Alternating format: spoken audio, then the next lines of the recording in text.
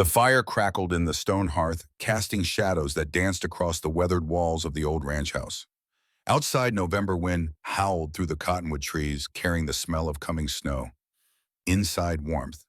Inside, a story waiting to be told. Caleb Stone sat in his chair, the same chair he'd built 30 years ago, with hands that knew wood better than they knew was. He was 70 now. His beard was white as the peaks he'd once called home. His hands were gnarled like old oak roots, scarred from 1,000 cuts, 100 fights, a lifetime of surviving what should have killed him. Across from him sat his grandson, Benjamin Stone, 17 years old, tall like his father Thomas, serious like his grandfather. The boy had the stone jawline, the stone silence, but his eyes held questions. So many questions. "Grandpa," Benjamin said, his voice careful, testing the ice on a frozen lake. "Mr. Mitchell in town, he told me something. Said you killed 3 men in Colorado. Said you were a murderer." The word hung in the air between them. Murderer. Heavy as a stone, sharp as a blade. Caleb didn't flinch, didn't defend, just stared into the fire and let the silence stretch long enough to make most men uncomfortable. Benjamin, to his credit, waited. "4," Caleb said finally. His voice was gravel worn smooth by years, but still rough at the edges. "Not 3, 4. Benjamin's eyes went wide. You killed 4 people." "I did." "Then Mr. Mitchell was right. You're a killer." Caleb turned to look at his grandson. The firelight caught his eyes, still sharp, still clear despite the years. "Maybe. Or maybe I'm just a man who survived. There's a difference, boy. You want to hear about death or you want to hear about living?" Benjamin swallowed hard. Outside, a coyote called. The wind answered. The boy leaned forward and Caleb knew he had him. The same way a trapper knows when the bait's been taken.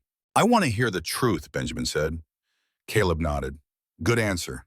He reached for his pipe, packed it slow, lit it with a twig from the fire. The ritual bought him time. Time to remember.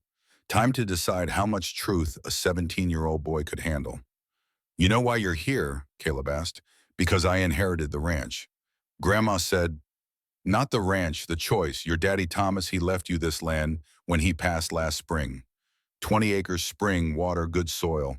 Worth money now, real money." Benjamin nodded. Everyone knew. The Dalton family, what was left of them, had made an offer. $10,000. A fortune for a 17-year-old boy. "Henry Dalton's son came to you, didn't he?" Caleb asked. "Yes, sir, week ago. Said his family wanted to make things right. Said they'd pay fair price for the land. Said," Benjamin paused, "said maybe the Stone family had held it long enough." "And what did you tell him?" "I said no. Said this land wasn't for sale." Benjamin's voice wavered. "But Grandpa, I don't know if I did right. $10,000. That's more money than Daddy ever saw in his whole life.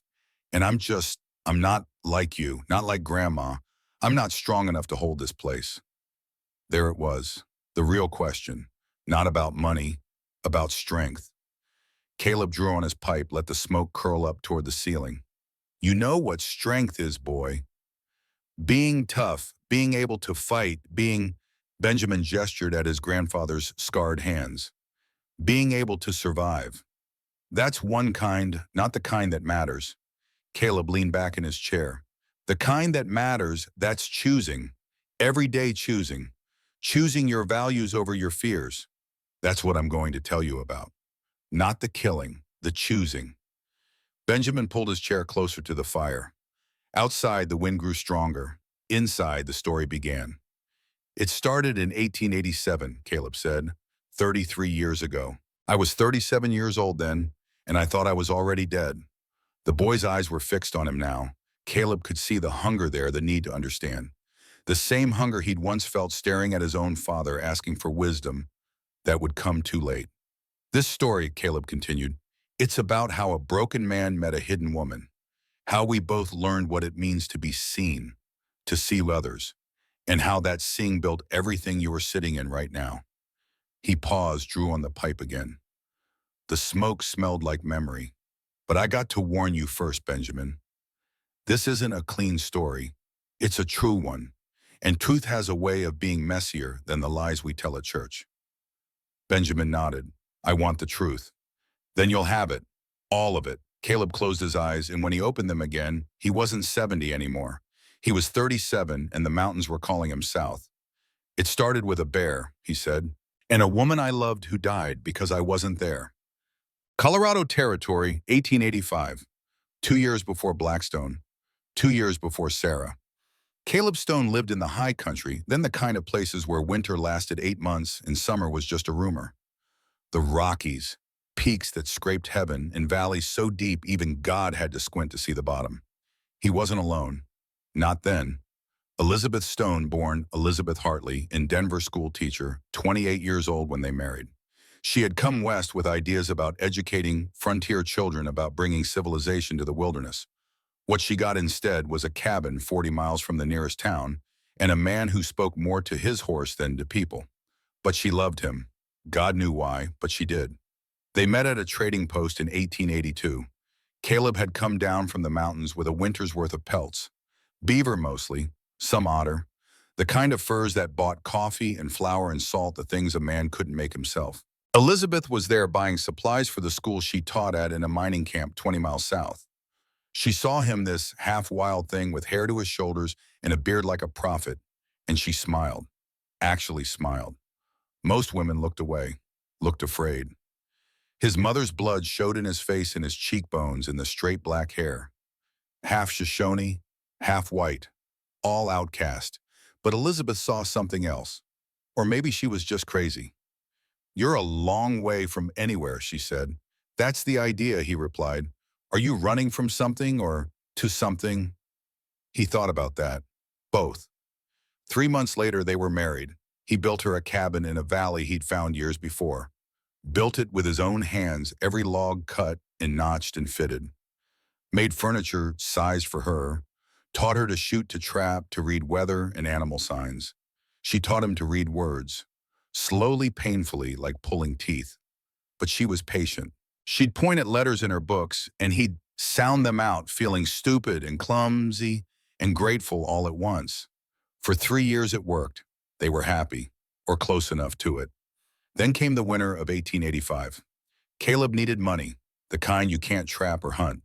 He owed a trader $200 for supplies he'd bought on credit the year before. The trader was patient, but patience had limits. "I need to go north," Caleb told Elizabeth in November. 3 weeks, maybe 4. "There's a valley I know, beaver, thick as grass. I can get enough pelts to clear the debt." Elizabeth was at the stove stirring stew. She didn't turn around. "It's almost winter." "I know. 3 weeks alone. You'll be fine. You've got the rifles. You've got ammunition. Nothing's going to come near the cabin." That was true mostly. Bears were denned up by November. Wolves avoided humans. Mountain lions were rare. The only real danger was men, and no one came this far into the high country in winter. Elizabeth turned then. Her face was careful, controlled.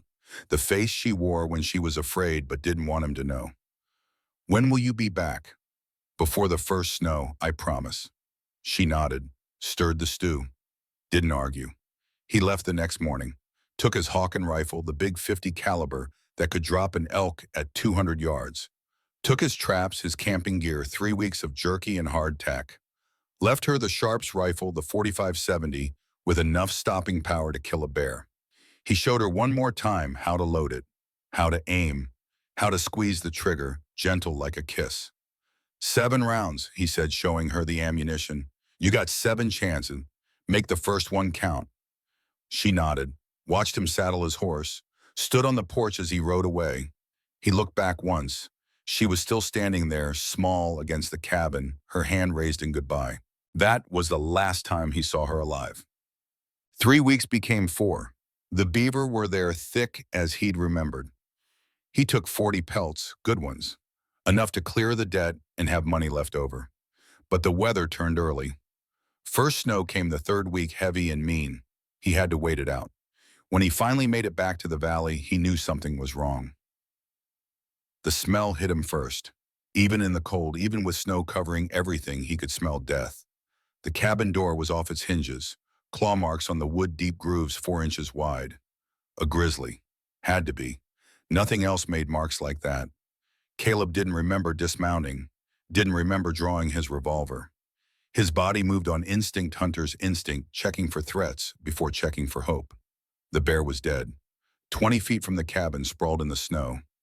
800 pounds of dead grizzly, frozen solid. 7 bullet holes in it. Elizabeth had emptied the sharps. She'd killed it, but it had killed her first. Caleb found her inside the cabin, on the floor, not in one piece. The bear had gotten through the door after the 5th shot. The last 2 she'd fired, point-blank rifle pressed against its skull. It died on top of her. He sat with her body for 3 days. Couldn't bury her. Ground was frozen solid. Couldn't burn her. That felt wrong. So he wrapped her in blankets and sat with her and talked to her corpse like she could still hear. "I'm sorry," he said over and over. "I'm sorry, I'm sorry, I'm sorry." On the 3rd day, he burned the cabin. Laid Elizabeth on their bed, piled wood around her, touched fire to it all. Watched it burn. The smoke rose straight up in the still air, a black column reaching for heaven. He killed the trader who'd loaned him the money. Rode into town, walked into the man's store, shot him once in the head. The man died confused, not knowing why. That was the 4th man, the one nobody knew about. Then Caleb rode south, away from the mountains, away from the high country, away from everything that reminded him of Elizabeth, of his failure, of the 3 years of almost happiness that ended with her torn apart because he chose beaver pelts over her safety.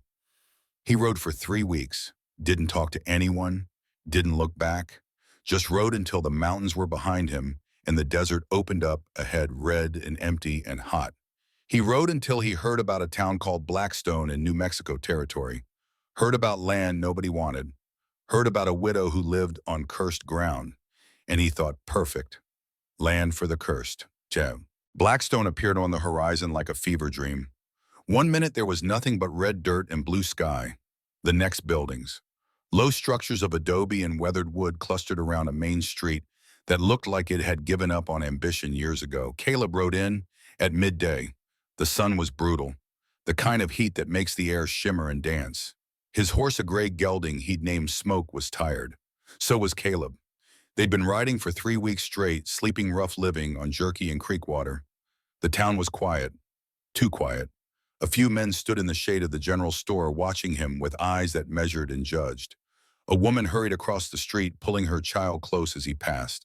Caleb knew that look. He'd seen it his whole life. Half-breed, savage, dangerous, let them look. He tied Smoke to the hitching post outside the saloon. The sign above the door said the Lucky Strike, but the paint was peeling, and the luck, he figured, had run out a long time ago. Inside it was cooler, darker. His eyes took a moment to adjust. There were 3 men at the bar nursing drinks that looked like they'd been nursing them for hours. The bartender, a thick man with a scar running from temple to jaw, looked up as Caleb entered. His expression didn't change, didn't welcome, didn't reject, just observed. "Whiskey," Caleb said, "and information." The bartender didn't move, just stared. "I got money." Caleb pulled out a silver dollar, set it on the bar. The 3 men at the other end of the bar turned to look. One of them, a tall fellow with a beard that reached his chest, spat tobacco juice into a tin cup. "We don't serve breeds here," the bartender said. His voice was flat, matter-of-fact. Caleb felt the old familiar anger, the kind that lived in his belly like coals. But he kept his face empty, kept his voice level. "I'm not asking for service. I'm buying whiskey. There's a difference." The bartender seemed to consider this. Then a voice spoke from behind Caleb. "Give him Jack. His money's as good as anyone's." Caleb turned. The voice belonged to a man sitting at a table in the corner, someone he hadn't noticed in the dim light. The man was maybe 45, with kind eyes and the look of someone who'd learned to survive by being useful. He wore a clean shirt and an apron. The bartender, Jack, shrugged, reached for a bottle, poured 2 fingers into a glass that had seen better days, slid it toward Caleb. The dollar disappeared into his pocket. Caleb drank. The whiskey burned going down, but it was honest burn, the kind that reminds you you're alive. "You looking to settle or just passing through?" the man in the corner asked. Caleb turned to face him. "Settle. If I can find land nobody wants." The man smiled, but it was a sad smile. "There's the Brennan place. 20 acres, spring water, decent barn. Been empty 2 years." Why hasn't nobody bought it? The room went quiet, the kind of quiet that has weight. The man stood and walked over to Caleb. He was shorter up close, but solid. The kind of solid that comes from honest work. Owen Briggs, he said, extending his hand. Caleb Stone. They shook. Owen's grip was firm. Let's sit, Owen said, gesturing to an empty table. This conversation requires sitting. They sat. Owen looked around the room, then leaned in close. His voice dropped to just above a whisper. The Brennan place is good land, best in the county. There's an underground spring that could water 10 ranches. Thomas Brennan, the man who owned it, he was good people. Strong fare. Built that ranch with his bare hands. What happened to him? Caleb asked. Owen's jaw tightened. Dalton brothers happened to him. They wanted the land, wanted the water rights. Thomas wouldn't sell, so they killed him. Ambushed him on the road back from town. Shot him 6 times. Left him in a ditch. Caleb felt his stomach tighten. The law do anything. Owen laughed, but there was no humor in it. The law here is Sheriff Mitchell, and Mitchell's pocket is deep enough to hold Dalton money. So no, they got away with it. They get the land. No, because of her. Her, Owen sat back studying Caleb. His widow, Sarah Brennan, 8.5 feet tall, maybe 9, strong enough to lift a horse, killed one of the Dalton brothers with her bare hands when they came for the ranch after Thomas died. Broke his neck like kindling. Caleb must have looked skeptical because Owen held up his hand. I know how it sounds, but I saw her once years ago before Thomas died. She's real, Mr. Stone. Real as you and me. And she's been living on that land alone for 2 years, keeping everyone away. The town thinks she's cursed, Owen continued. They say the land is haunted, that at night you can hear her crying, or maybe it's the wind, or maybe it's worse. You believe that? Caleb asked. I believe, Owen said carefully, that Sarah Brennan is a woman who's been hurt too much and left alone too long. I believe she's dangerous if crossed, and I believe that land will either make you or break you. Caleb drank the rest of his whiskey. How much for the wine? Owen named a price. $60. It was almost nothing. The kind of price that comes with strings attached, with history, with blood. I'll take it, Caleb said. Owen looked at him for a long time, then he nodded. I'll draw up the papers. You can move in tomorrow if you want, but Mr. Stone let me give you some advice. I'm listening. Don't go into the cottonwoods at dusk, and if you see her, don't run. Running makes it worse. What should I do? Owen stood, put his hand on Caleb's shoulder. That friend you'll have to figure out yourself. Every man who's tried to tell Sarah Brennan what to do has ended up regretting it. Caleb spent the night in a boarding house that smelled of old cooking and older regrets. Couldn't sleep. Kept thinking about what Owen had said, about Thomas Brennan and his giant widow, about land that nobody wanted but everybody feared.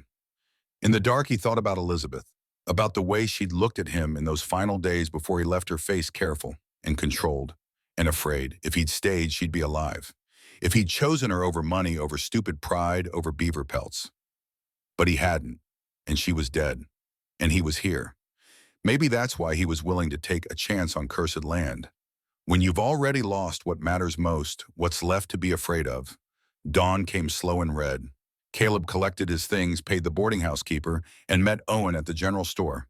Owen had the papers ready, simple documents that transferred ownership of the Brennan place from the bank to Caleb Stone. Caleb signed where Owen indicated paid $60 in cash from what was left of his fur money. Owen also loaded his saddlebags with supplies. Coffee, flour, salt, pork, beans, enough to last a week. One more thing, Owen said and handed him a Winchester rifle. It was used but well maintained. Caleb checked the action. Smooth, clean.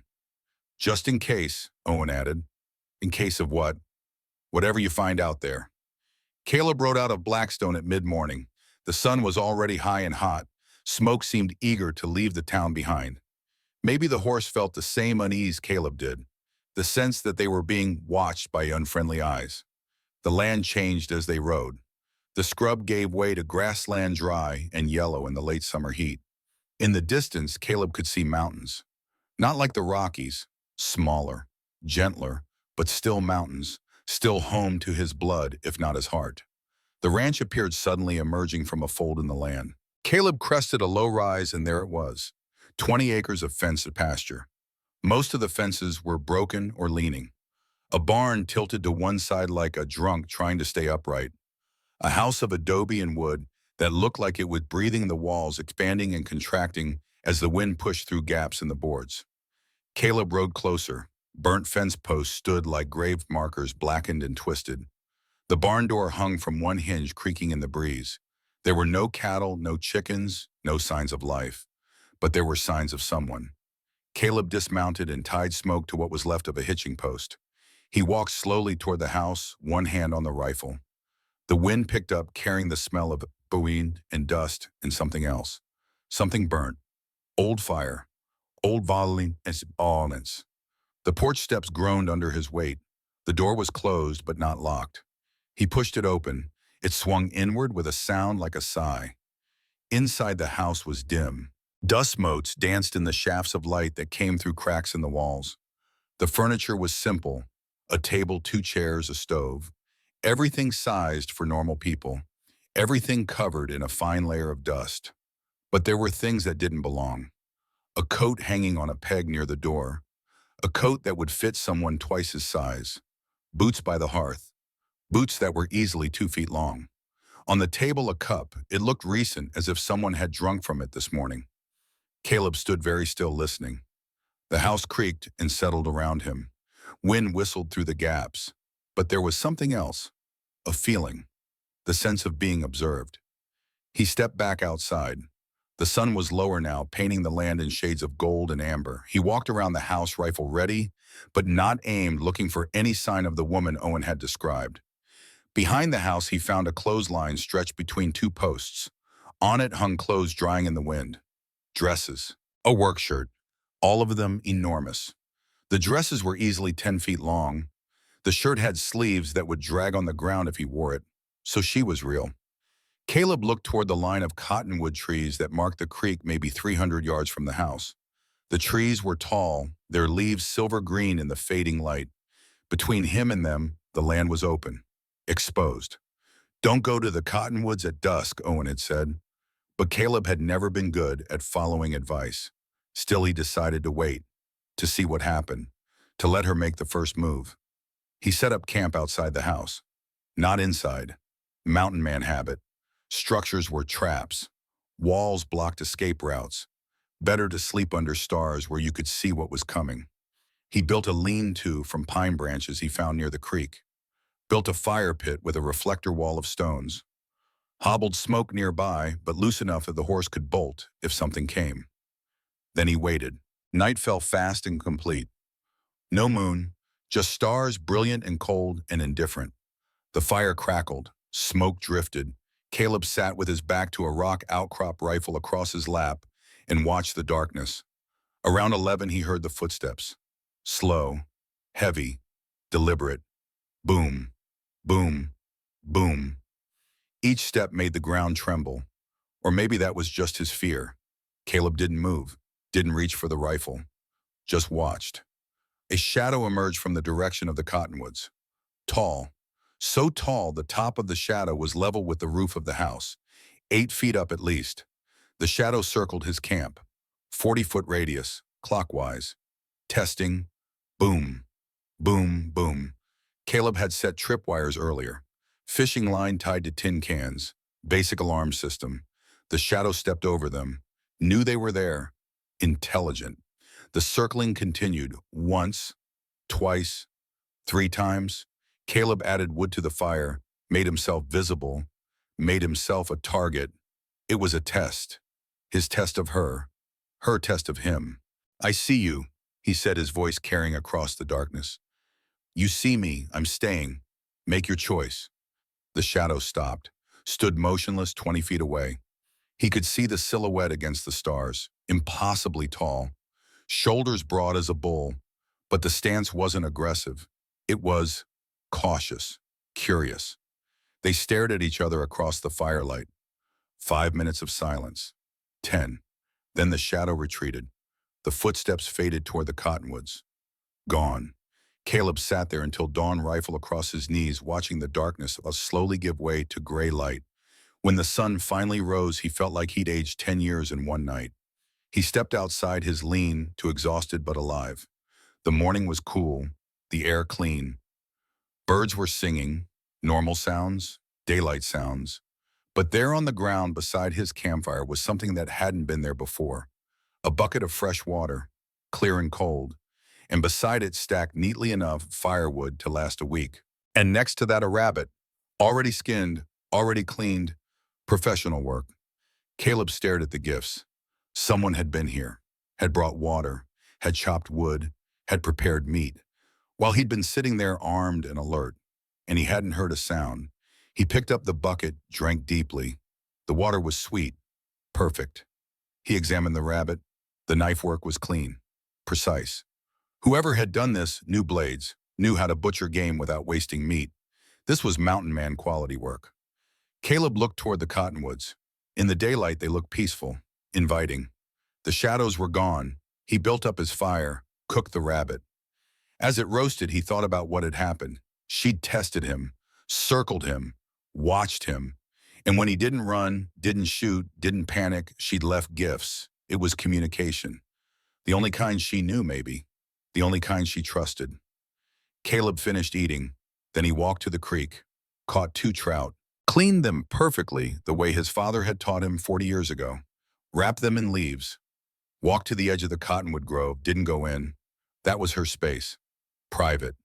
Instead, he left the trout on a flat rock at the tree line, left them and walked away. If this was a conversation, he'd hold up his end. The next 6 days fell into a pattern, a dance without words, a negotiation without terms. Every morning, Caleb found gifts, water, wood, food, sometimes venison, once wild turkey, always prepared with care, always clean work. Every afternoon, he left gifts in return, fish from the creek, herbs he knew were medicinal, tanned rabbit pelts soft as cloth. Once a fox skin he'd trapped and cured. They didn't meet, didn't speak, but the gifts said everything. I see you. I respect you. I'm not a threat. Neither am I. Caleb worked the ranch during the days, repaired fences using rawhide bindings and green willow the mountain way, patched the barn roof with pitch from pine trees, built an underground root cellar for winter storage. He saw her twice from a distance. Once at dawn, washing clothes at the creek. She moved carefully, gracefully despite her size.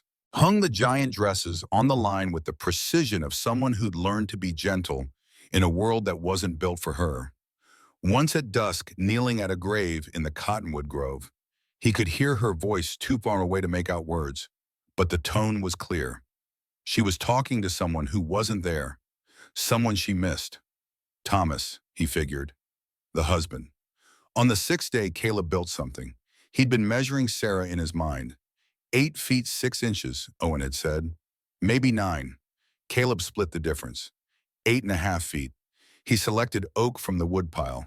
Strong wood, dense, cut it carefully, measured twice, cut once the way his father had taught him, built a chair, not a normal chair, a giant's chair, 4-foot seat height, 9-foot back, arms wide enough for her frame, mortise and tenon joints, no nails.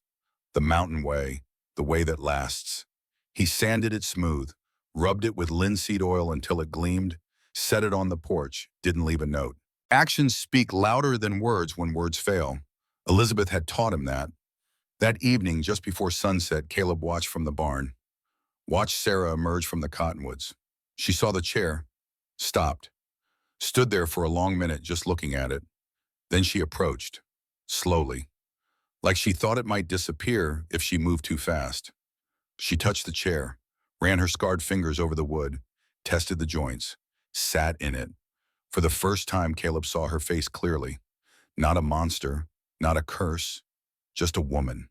Weathered skin, deep brown eyes, maybe 34, 35 years old, around his age.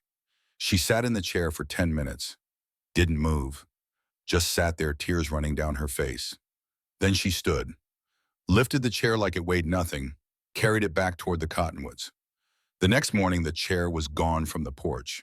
But at the tree line, there was a new gift, a blanket, hand-woven, beautiful, large enough to cover him completely. Caleb wrapped himself in it that night.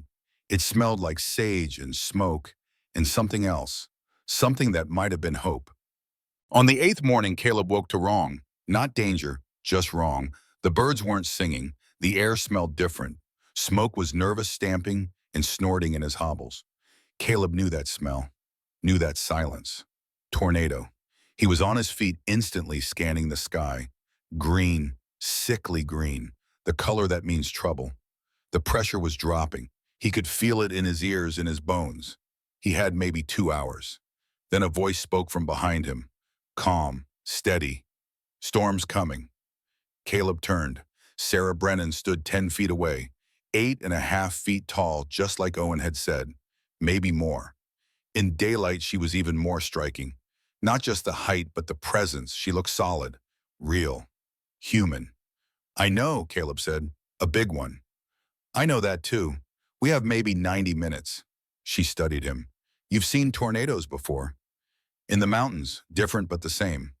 This isn't the mountains. Weather doesn't care about altitude. Caleb looked at the sky again. We need to move the cattle, get them to low ground. The creek bed, Sarah said. Less wind there. Good. You drive them, I'll flank. Keep them from scattering. She looked surprised. You're not afraid. Should I be? Most people are. Most people are fools. Caleb picked up his rifle, checked the loads. We going to stand here talking, or we going to work?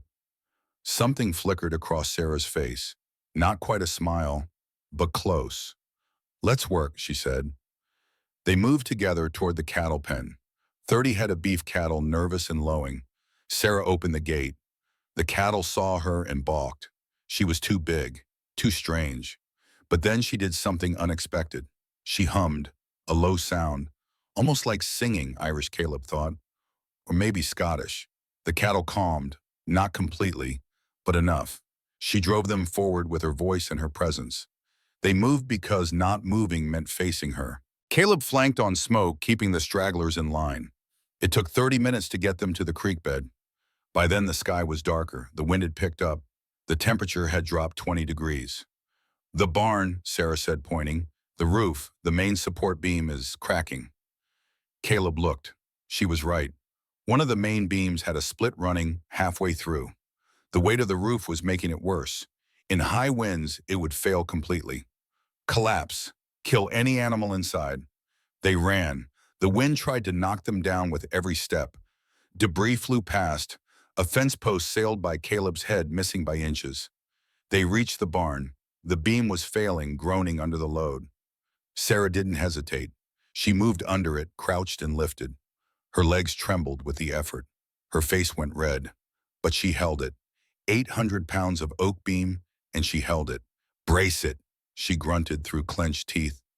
Caleb scrambled up the ladder, grabbed tools, nails. His hands shook, but he worked fast. Nailed cross beams, added supports. The roof creaked and settled. But it held. Done, he shouted. Sarah set down the beam carefully, slowly, making sure it was stable. Then lightning struck. Close. Too close. The cottonwood nearest the barn exploded in a shower of sparks and flame. Fire caught in the dry grass despite the rain that was starting to fall. Sarah ran toward it. Caleb followed. They fought the fire with buckets and dirt in their bare hands. The wind helped and hindered spreading the flames, but also bringing rain. In the chaos, something happened. The barn door, weakened by their repair work, swung open. Hard. A support beam, the one they just fixed, began to slip. Caleb was underneath, stamping out fire. He looked up, saw the beam falling, too fast to dodge. Then Sarah was there, moving faster than anything her size should move. She caught the beam one-handed, 800 pounds caught mid-fall like it weighed nothing. Her other hand grabbed at Caleb's collar, yanked him away.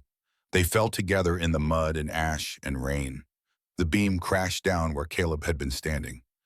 Would have crushed his skull. Would have killed him instantly. They lay there in the mud, Sarah on top of him, protecting him with her body. Rain streaming down her face. Her eyes were wide, terrified. You could have died, she said. Her voice was shaking. So could you, Caleb replied. Beam would have split your skull if it hit wrong. I'm strong, I'd survive. No, you wouldn't. 800 pounds on a head, nobody survives that. Not even you. She stared at him. The rain fell. The fire sputtered and shed. The storm raged around them, but in that moment, there was just the two of them. Two people lying in the mud, seeing each other for the first time. You saved me, Sarah whispered. You're half my size and you... Size doesn't matter when someone's dying. They worked together through the rest of the storm, put out the last of the fire, re-secured the barn, calmed the cattle. 3 hours of brutal, exhausting work. When it was over, when the rain slowed to a drizzle and the wind died to a whisper, they sat in the mud, too tired to stand, too relieved to care about the cold. Come to my camp, Sarah said. You're soaked. I have fire, dry clothes. Your camp is private, Caleb said. You saved my life. That earns privacy. Caleb nodded, stood, offered his hand to help her up. She stared at his hand like it might bite her. Then slowly she took it. Her grip was careful, gentle, afraid of her own strength. He pulled her to her feet, or tried to. She weighed 300 pounds, and his pulling did nothing. But the gesture mattered. They walked together to the cottonwood grove. Her camp was exactly what he'd imagined, and nothing like it. A clearing under the trees, dappled sunlight filtering through, the fire pit he'd seen from a distance. The chair he'd built positioned carefully, a bed frame oversized handmade, clothes hanging on a line, and in the center a grave, a wooden cross driven into the ground, words carved carefully. Thomas Brennan, beloved husband, 1877 to 1885. So this was it, where she'd been living for 2 years, guarding his grave, hiding from the world. Sarah built a fire with practiced ease. Caleb helped where he could. Soon they had flames, warmth light against the gathering darkness.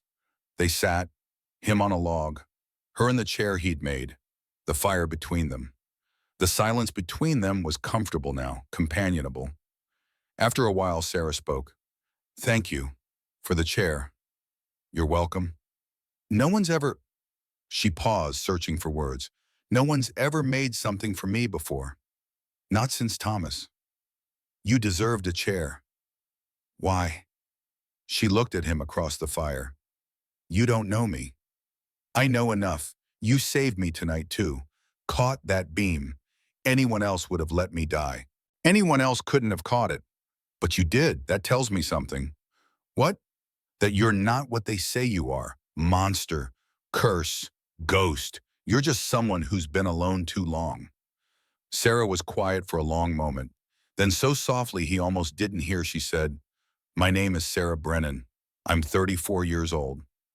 I've been 8.5 feet tall since I was 20, and I killed a man with my bare hands 2 years ago. Caleb nodded. I'm Caleb Stone. I'm 37. I'm half Shoshone, half white, and I've killed 4 men, so I guess we're both dangerous. Sarah stared at him. Then unexpectedly she laughed. Not a happy laugh, a bitter one, but still a laugh. We make quite a pair. That we do. Caleb leaned forward. Sarah, I bought half this ranch. You've been working it for 2 years. Seems to me that makes us partners, 50-50. You don't know me, she said again. Like I said, I know enough. You're strong, you're skilled, and you've been alone too long. So have I. Might as well be alone together. What if I'm dangerous? Then we're both dangerous and both alone. That's better odds than either of us had yesterday. Sarah looked down at her hands. They were scarred, weathered, strong enough to break bones. I don't shake hands anymore, she said quietly. Why not? Because I'm afraid I'll crush yours, because I don't know my own strength, because I've forgotten what gentle feels like. Caleb understood then. The loneliness, the fear of herself. 2 years of isolation, not just from people, but from human touch. Then we don't shake, he said. A nod works just as well. She looked at him with something like gratitude, something like hope. Deal, Caleb asked. Sarah nodded, once. A small movement of her head. But it was enough. They had a bargain, an understanding. 2 broken people trying to survive on land that had seen too much blood. What Caleb didn't know then was that bargains with broken people are always more complicated than words. That loneliness is a kind of hunger that simple companionship can't always feed, and that the Dalton brothers weren't done with Sarah Brennan. Not by a long shot. But that night, sitting by the fire in the Cottonwood Grove, watching Sarah's face soften in the firelight, Caleb felt something he hadn't felt in 2 years. Hope. 3 weeks passed like water over stones, slow, steady, wearing away the sharp edges of caution until something smoother remained. Caleb and Sarah fell into a rhythm. Not the rhythm of lovers, not yet. The rhythm of partners. Of people who'd learned that survival tastes better when shared. The ranch changed under their hands. Fences that had leaned like old drunks stood straight again. The barn roof no longer leaked when rain fell. The well Caleb dug produced clear, cold water. The cattle, 30 head of mixed beef, grew fat on the grassland. Sarah moved from the Cottonwood Grove to the barn, not the house. That was still too full of Thomas, she said. Too heavy with memory, but the barn she could manage. Caleb built her a partition in the corner. Privacy. Built a bed frame from thick oak reinforced with iron brackets he'd traded for in town. Strong enough to hold 300 pounds of sleeping woman without a creak. She stuffed a mattress with prairie grass and wool from sheep Caleb didn't know they had until she showed him. 15 sheep grazing beyond the creek, hidden in a fold of land. Thomas kept them, she explained. I've been shearing them alone for 2 years, selling the wool to Daniel Cooper. He's the only one who comes out. You go to town, Sarah shook her head. Daniel comes once a month, brings supplies, takes wool, pays fair price. He's good people.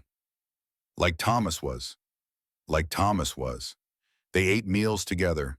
Dawn and dusk, Sarah cooked and she was good at it. Better than good. She'd learned from her mother, she told him back before the growing started. Before she became what people called unusual. I was normal until 12, she said one morning, flipping cornmeal cakes on a skillet that looked toy-size in her hands. Woke up one day and my feet didn't fit my shoes. By 13, I was 6 feet. By 15, 7. It stopped around 20, 8 feet, 6 inches. That's where I stayed. Doctors say what caused it. Doctors didn't know, called it a miracle, called it a curse. My father called it God's punishment for some sin he must have committed. She flipped the last cake. My mother just held me and cried. Where are they now? Dead. Fever took them when I was 23. Thomas found me a year later. She set a plate in front of Caleb. 3 perfect cornmeal cakes, butter melting on top. I was working in a traveling show. They called me the giant goddess of the plains, made me stand on a platform while people paid a nickel to stare. Caleb ate in silence, let her tell it.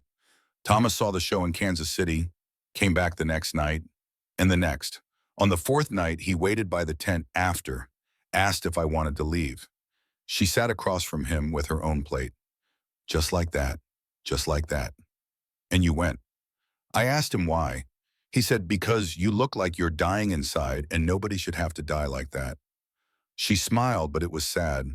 So I left with him, married him 2 weeks later, built this ranch together, had 8 good years before the Daltons took it all away. Caleb reached across the table, put his hand on hers. She flinched but didn't pull away. I'm sorry, he said. Don't be. I got 8 years of being human instead of a curiosity. That's more than most people like me get. They ate the rest of breakfast in comfortable silence. The morning sun slanted through the barn doors, painting everything gold. After breakfast, they worked. The work was good, physical. It filled the hours and emptied the mind. Caleb hunted most days. Deer, elk, turkey. They ate what they needed and Caleb sold the rest in town. Good money, honest money. He also trapped. 20 beaver a week from the creek in the ponds upstream, $40 in pelts, more than he'd made in the mountains, and he didn't have to ride 3 weeks to a trading post. Sarah tended the cattle, mended fences, worked the sheep. She had a mind for the business side of ranching. Knew market prices, knew when to buy and sell, knew which breeds did well in New Mexico and which would flounder. Thomas taught me, she said when Caleb commented on it, said a ranch is as much arithmetic as sweat. She was right. Together they made $60 to $80 a month. In 1887, that was prosperity. But prosperity draws attention, and attention draws trouble. Daniel Cooper rode out on a Wednesday, 5th week of their partnership. His wagon was loaded with supplies: coffee, sugar, flour, salt. Things they'd requested in a note Caleb had left at the store. But Daniel also brought news. The kind of news that tastes like copper in your mouth. Sarah was working by the creek when Daniel arrived. She straightened, watching from a distance. Not approaching, not hiding either, just observing. Daniel climbed down from his wagon, stretched his back. "Mr. Stone," he called, "you're looking well?" "The land suits me," Caleb replied. Daniel glanced towards Sarah. "And the company, that too." He smiled. Daniel had a kind face, the face of a man who'd seen hard things but refused to become hard himself. "She lets you live," Daniel said. "That's further than most get. We have an arrangement." "So, I see." Daniel started unloading supplies. Towns talking about the smoke from your chimney, about the fixed fences, about you and Sarah working together. Let them talk. Talking's fine. It's what comes after talking that worries me. Daniel set down a sack of flour, lowered his voice. "The Daltons are back in town. Henry and Luther. They've been asking questions." Caleb felt his stomach tighten. "What kind of questions?" "About Sarah. About whether she's real or just stories. About whether you'd be willing to sell." Daniel pulled out his tobacco pouch, offered it to Caleb. Caleb declined. Daniel rolled himself a cigarette with practiced ease. "I need to tell you something. Something important." "I'm listening." Daniel lit his cigarette and inhaled deeply. "I wrote to an old friend 3 weeks ago. William Cross, U.S. Marshal out of Denver. Told him about Thomas's murder, about the Daltons, about what they've been doing." Caleb straightened. "Why, bun?" "Because what they did wasn't just murder. It was federal crime." Daniel tapped ash from his cigarette. "That underground spring on your property, government surveyed it last year. Protected water source under the Homestead Act expansion. Means the Daltons trying to steal it, that's stealing federal land. That's a felony. This marshal, what did he say? He's investigating, building a case, interviewing witnesses. Could take 2-3 months, but he's coming. And until then," Daniel looked towards Sarah again. She was still watching from the creek. "Until then, you keep your heads down. Don't give the Daltons an excuse. Don't give Sheriff Mitchell a reason. Mitchell's with them. Mitchell's pocket is deep enough to hold anyone's money, including mine if the price was right." Daniel finished his cigarette, crushed it under his boot. "Be careful, Mr. Stone. The Daltons don't play fair. They play to win." He climbed back onto his wagon, tipped his hat, and rode away. Caleb stood there long after he'd gone, thinking about what Daniel had said, about federal marshals and protected land and men who played to win. Sarah approached slowly. She'd been waiting for Daniel to leave. "What did he say?" she asked. "That trouble's coming." She nodded like she'd expected nothing less. "It always does." That night, Caleb told Sarah everything. About Daniel writing to the marshal, about the investigation, about how long it might take. They sat by her fire in the cottonwood grove. The night was cool, autumn coming on. Stars brilliant overhead. "They'll come for us before the marshal does," Sarah said. Her voice was certain. "That's how men like the Daltons work. They don't wait for law. They make their own. Then we'll be ready." "You can't be ready for the Daltons. They don't fight fair." "Then we'll fight smart." Sarah looked at him across the flames. "You should leave Caleb. Sell to them. Take your money and go. This isn't your fight." "Yes, it is. You've only been here 5 weeks. Long enough to know I'm tired of running, tired of being afraid." He met her eyes. "And long enough to know you deserve better than facing this alone." "I've been alone for 2 years. You don't have to be alone anymore." The words hung between them. Simple. True. Sarah was quiet for a long time, then softly, "Why are you really here, Caleb?" "I told you, my wife died. I came west." "That's what brought you west. What brought you here to this specific piece of cursed land nobody wanted." Caleb stared into the fire. The truth was harder than he'd expected. "Because I wanted to disappear," he said finally. "Because I thought if I went somewhere remote enough, harsh enough, maybe I could stop feeling guilty for surviving when Elizabeth didn't." "Has it worked?" "No, but it's changed. The guilt's still there, but now there's something else too." "What purpose?" He looked at her. "You, Sarah." She drew in a sharp breath. "Don't. Don't say things like that. Why not? Because hope is dangerous. Because every time I've let myself hope, it's been taken away. I'm not going anywhere. That's what Thomas said. Her voice cracked on his name. And then the Daltons put 6 bullets in him and left him to bleed out in a ditch. Caleb stood, moved around the fire, sat beside her on the log. She tensed but didn't move away.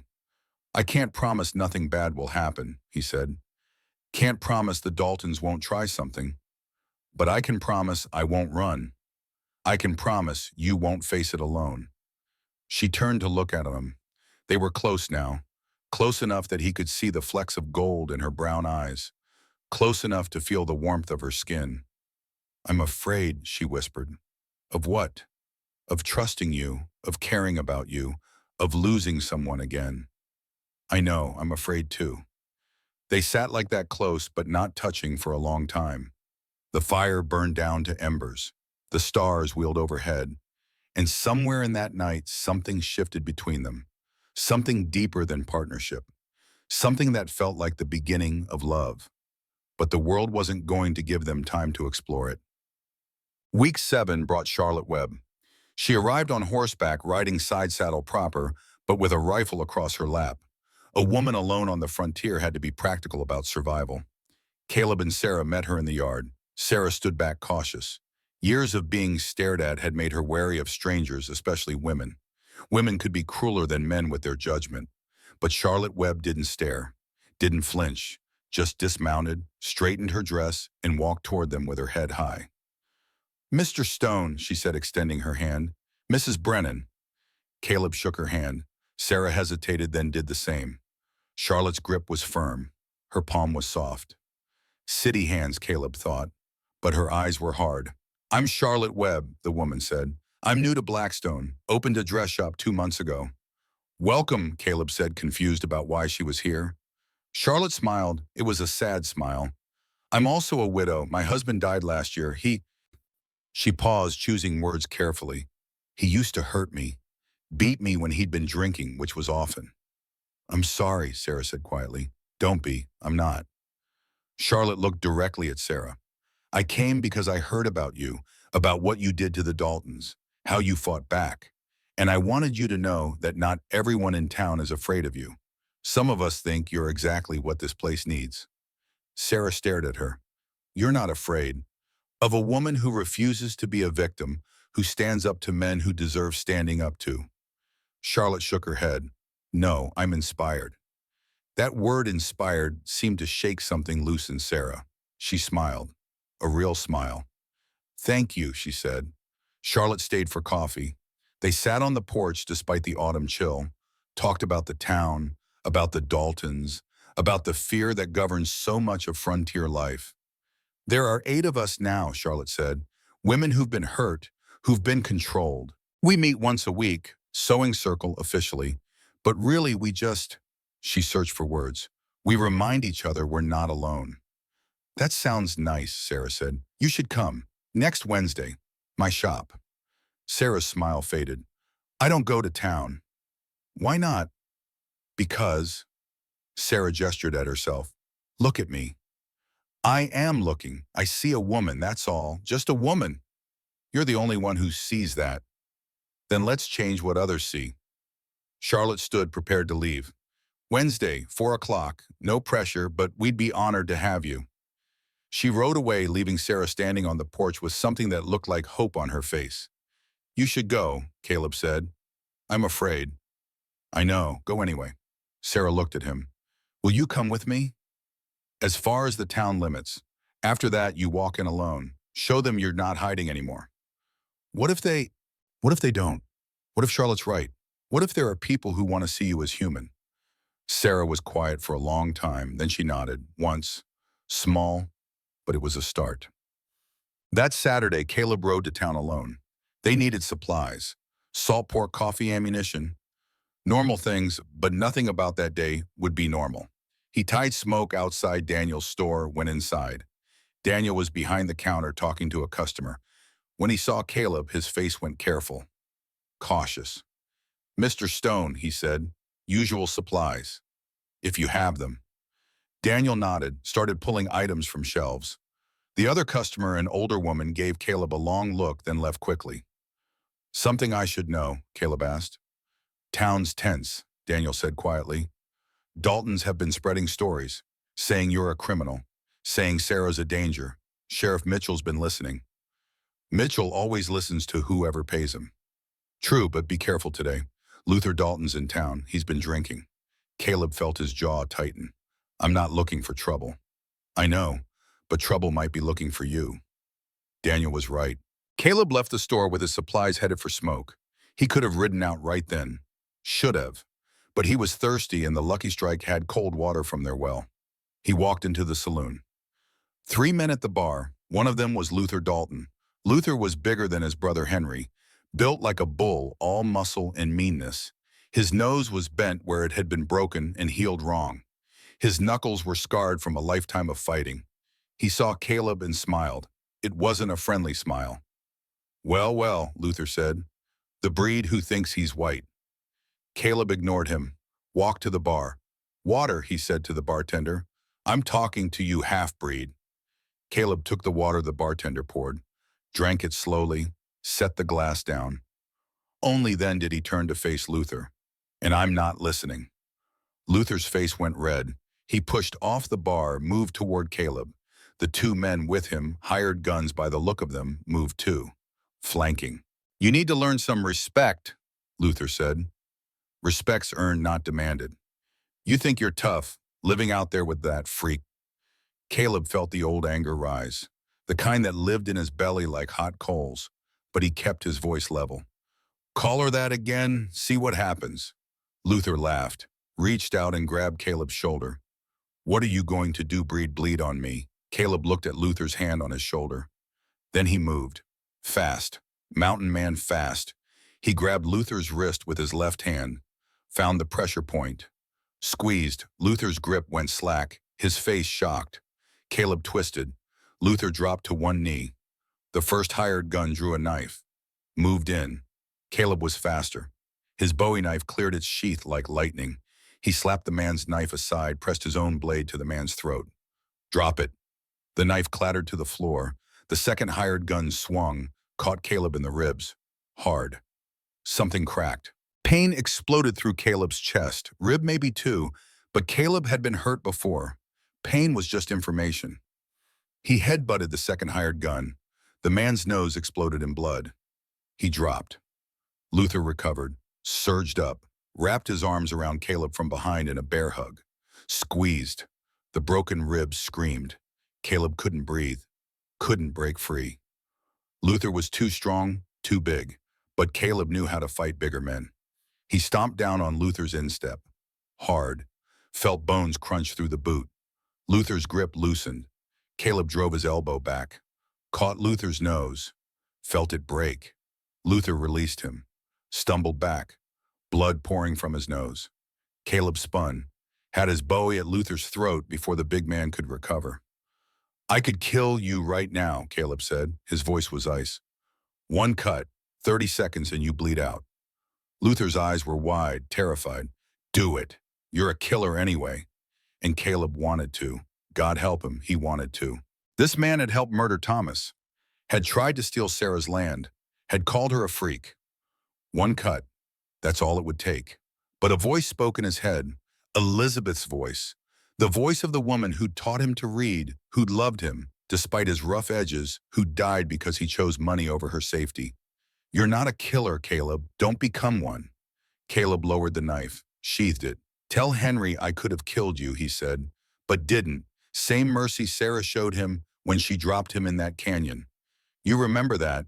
We had chances. We chose mercy. He turned to leave, made it 3 steps before Luther spoke.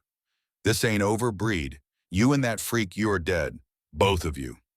Caleb didn't turn around, just kept walking. Out of the saloon, into the street, onto Smoke. Daniel was waiting outside his store with a shotgun.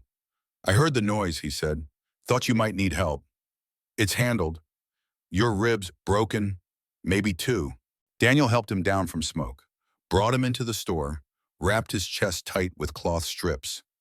Caleb gritted his teeth but didn't cry out. You made an enemy today, Daniel said. Already had one. Caleb. Daniel's voice was serious. I got a response from Marshal Cross. He's investigating, but he's still 2 months out. Maybe more. Can you survive 2 months? Caleb thought about that, about Luther's threat, about Henry's planning, about Sheriff Mitchell's corruption. We'll have to, he said. Daniel handed him a bottle of whiskey. For the pain. Caleb took a long pull. The whiskey burned, but it helped. A little. One more thing, Daniel said. Cross asked me to document everything. Every threat, every attack, every incident. He's building a case. So if anything happens, you tell me. Immediately. Caleb nodded, rode home. Every step Smoke took felt like a knife in his ribs. Sarah was waiting in the yard when he arrived. She took one look at his face and knew. What happened to Luther Dalton and 2 friends? How bad? Broken ribs? Nothing I can't handle. She helped him down from Smoke, gentle despite her strength, or maybe because of it. You fought them. Didn't have a choice. You could have killed Luther. I can see it in your eyes. You had the chance. Caleb looked at her. I chose mercy, same as you did with Henry, same as you're teaching me. Sarah's eyes filled with tears. You're a fool. Maybe, but I'm your fool. She helped him to the barn, laid him on her bed, checked his ribs with careful fingers. 2 broken, she confirmed. Maybe 3. You need rest. Can't rest. Work needs doing. I'll do the work. You rest. Sarah, that's the deal, partner. You take care of me, I take care of you. He lay back. The pain was bad, but the whiskey was helping. Sarah sat beside him, put a cool cloth on his forehead. Why did you fight them? She asked. Luther called you a freak. I've been called worse. Not while I'm alive. She stared at him. You fought 3 men because of a word. I fought 3 men because they disrespected you. There's a difference, Udidao. Sarah was quiet for a long time, then she leaned down and kissed his forehead. Gentle, barely a touch. You're a good man, Caleb Stone. I'm a broken man, same as you. Then we're broken together. 2 weeks later, the barn burned, or tried to. Caleb woke at 2 in the morning. His ribs had healed enough that he could move without wincing. Mountain man constitution. Give him 3 weeks and he'd be whole again. But that night he woke to the smell of smoke. He was on his feet instantly, years of wilderness survival making him alert before he was fully conscious. Smoke wasn't coming from the house chimney, it was coming from outside. The barn. He burst through the door of the house where he'd been sleeping. Sarah was already running from the barn wool blanket in her hands. Fire, she shouted. Southwest corner. Caleb could see it now, flames licking up the barn wall. Not big yet, but growing. He grabbed buckets, ran to the well. Sarah followed. They worked together. Caleb hauling water, Sarah throwing it. Her strength meant she could throw farther, douse more. 10 minutes of frantic work. The fire died. They stood there, soaking wet, exhausted, staring at the blackened wood. How did it start? Sarah asked. Caleb examined the burn pattern, found the source. A pile of hay soaked in kerosene. Someone had deliberately set it. Next to the hay, a can. Kerosene can, half full, left behind like a calling card. And in the soft dirt nearby, boot prints. Large prints, size 13 at least. Luther. They tried to burn us out, Sarah said. Her voice was shaking, not with fear, with rage. They wanted your horse dead, wanted the barn gone, wanted to make you scared. I'm not scared. I'm furious. Sarah turned toward the direction of town. I'm going to ride to the Dalton Ranch right now and… Caleb grabbed her arm. No. They tried to kill my horse. I know, and we'll make them pay. But smart, not angry. I'm done being smart. Sarah, Caleb moved in front of her, forced her to look at him.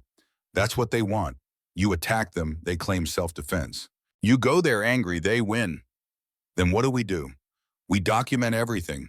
We tell Daniel. We build a case for the marshal. And we stay alive long enough for justice to arrive. Justice, Sarah spat the word like it tasted bad. Justice didn't save Thomas. Justice didn't stop Frank from chaining me. Justice is a lie. Maybe, but revenge is quick and justice is slow. And I'd rather you alive and patient than dead and right. Sarah stared at him. Then slowly the rage drained from her face. What replaced it was worse. Defeat. I'm so tired, Caleb. Tired of fighting. Tired of being hunted. Tired of... Her voice broke. Tired. He pulled her close. Held her.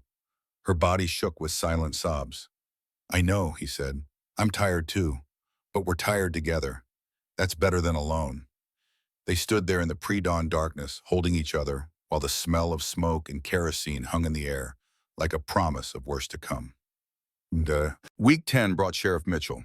He rode out with his deputy, mid-morning official. The excuse was thin, investigating the arson report. But everyone knew the real reason. Caleb and Sarah met them in the yard. Caleb had his rifle, not aimed, just carried, making a point. Mr. Stone, Mitchell said. He was a thin man, all angles and sharp edges. His eyes were the color of dirty water. There's been accusations. I'm listening. Luther Dalton says you assaulted him in town 3 weeks ago. Broke his nose. That's aggravated assault. He grabbed me first. I defended myself. Daniel Cooper was there. He saw. Cooper says you had a knife to Luther's throat. After Luther's men attacked me, after they broke my ribs, that's self-defense. Mitchell turned to Sarah. Ma'am, you're harboring a violent criminal. That makes you an accessory. He's my business partner, Sarah said. Her voice was steady. Legal as morning. The law says a man can defend himself, Caleb interrupted. The law says property owners can choose who lives on their land. The law says a lot of things, Sheriff. You should try following some of them. Mitchell's face went red. I could arrest you both right now. On what charge? Assault, trespassing, resisting arrest. We haven't resisted anything. And this is our land, federal land actually. Homestead Act. Check your records. Mitchell's eyes narrowed. You know a lot about law for a half-breed. I know enough. Caleb met his gaze. You got legal charges served papers. You don't get off my land. Your land? Mitchell smiled. It was an ugly smile. We'll see how long that lasts. He turned his horse, rode away with his deputy, but at the property line he stopped, looked back. This isn't over, Stone. Not by half. After they left, Sarah turned to Caleb. He wanted you to hit him. I know. Why? So he could arrest me, leave you alone, make it easier for the Daltons. You think they're planning something big? Caleb looked toward town, toward where the Daltons lived, where Mitchell served, where the corruption ran deep as the spring under their feet. I know they are. Question is what and when. The answer came 5 days later. Tuesday morning, Caleb checked the cattle. Routine. He did it every dawn, counted heads, looked for sick animals, made sure the fence was secure. The pen was empty. 30 head. Gone. Vanished like smoke. The gate was open. Not broken. Opened. Someone with a key or good lock-picking skills. Caleb didn't panic. Mountain man training. Assess first, react second. He studied the ground. 6 horses. Heavy loaded, moving slow, heading north toward the canyon country. The tracks were maybe 12 hours old. Stolen during the night while he and Sarah slept. Sarah appeared, saw the empty pen, and her face went hard. Dalton's, she said, has to be. Dead Horse Canyon. That's where I'd go, only water source for 30 miles north. They'll hold the cattle there, wait for us to come looking. It's a trap. It's a trap, Caleb agreed. They want us to come angry, make a mistake, then they can claim self-defense when they kill us. So we don't go, Caleb looked at her. We go, but smart, not angry. How? I scout first, lone, count them, see their setup. Then we make a plan. Caleb, I'll be back by dark, trust me. She didn't look happy, but she nodded. Caleb rode out within the hour, took his hawk and his Bowie ammunition water, traveled fast, reached the canyon by early afternoon. Dead Horse Canyon was exactly what its name promised. A box canyon with high walls, one entrance, one exit. Perfect for holding cattle. Perfect for an ambush. Caleb left Smoke a mile back, approached on foot, climbed the canyon rim. It took an hour of careful rock climbing, but mountain men don't fear heights. From the top, he could see everything. 6 men, Henry and Luther Dalton, 4 hired guns. They had the cattle penned in the narrow end of the canyon, had a camp set up, rifles stacked. They were waiting for Sarah and Caleb to ride in angry, waiting to kill them, waiting to claim self-defense and take the land. Caleb watched for 2 hours, memorized their patterns, who stood watch, when they changed shifts, where they kept their ammunition. Then he climbed back down. Rode home, Sarah was waiting anxious. 6 men, he said. Henry, Luther, 4 guns. They're expecting us to come at them head-on through the canyon mouth. So we don't. So we don't. We come from above. At night, cut the cattle loose, drive them out before they know we're there. And if they catch us, Caleb looked at her, then we fight, but we fight smart. That night they rode out together, reached the canyon at 11, moonless night, perfect for stealth. They climbed the back wall. It was steep, dangerous, but Sarah was surprisingly good at it. Low center of gravity, she said. Natural balance. It took an hour. By midnight, they were at the top. By 1 in the morning, they descended the back way to the canyon floor. The cattle were 50 yards from the Dalton camp. The men were asleep. 2 guards, but they were watching the canyon entrance, not the back wall. Caleb moved silent. Years of stalking elk and deer had taught him how to walk without sound. He reached the crude pen, started cutting the rawhide ties that held it together. Sarah moved beside him. When the ties were cut, she started humming. Low, that Irish tune Thomas had taught her. The cattle calmed, recognized the sound, trusted it. One by one they walked out of the pen, quiet, controlled. They were almost out when one of the guards stood, stretched, started walking toward the pen. He saw Caleb. "Hey, they're here!" The camp exploded, men scrambling for rifles, shouting, chaos. "Now!" Sarah roared. Her voice was thunder, primal, 8.5 feet of woman bellowing like a force of nature. The cattle panicked, stampeded toward the canyon mouth, 30 head moving like a freight train. Gunfire erupted, bullets whined off rocks. Caleb returned fire with his Hawken. The big .50 caliber was made for this. Long range, stopping power. He aimed high over heads, just trying to keep them down. Sarah drove the cattle. She was magnificent, terrifying, beautiful. A giant woman in the moonlight driving stolen cattle home.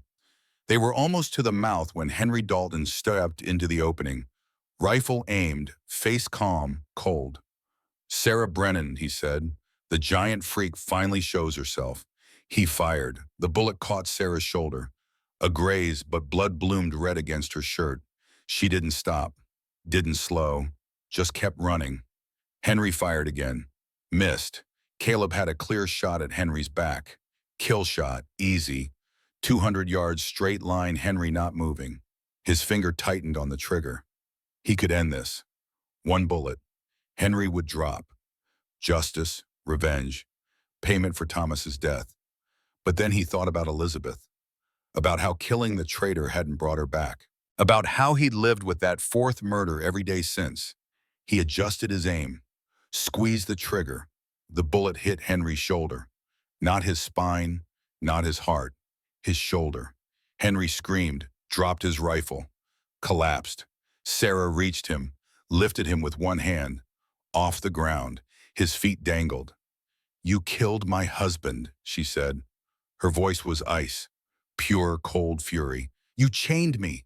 You tried to steal my land. You shot me tonight." Henry's face was white, terrified. "Please, please don't. Please." Sarah's hand tightened on his collar. Caleb saw her arm tremble, saw the war inside her, the desire for revenge, the memory of Frank Dalton's neck breaking in her hands. "Sarah," Caleb said quietly. He moved beside her.